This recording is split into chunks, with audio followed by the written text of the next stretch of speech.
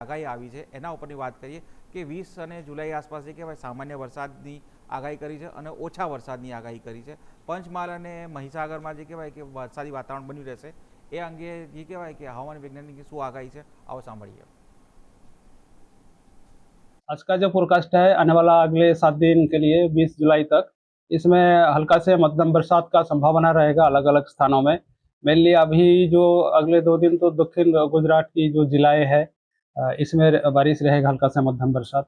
उसके आगे 16 तारीख से लेकर उत्तरीय जिला में भी हल्का से मध्यम बरसात का संभावना रहेगी।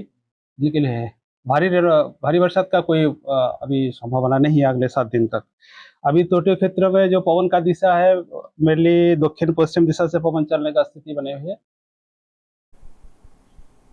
तो दर्शक मित्रों, આપણે સાંભળ્યું કે હવામાન વૈજ્ઞાનિકો તરફથી સમાચાર એવા રહ્યા છે કે વરસાદ ઓછો રહેશે અથવા તો સામાન્ય રહેશે એ રીતની આગાહી કરવામાં આવી છે।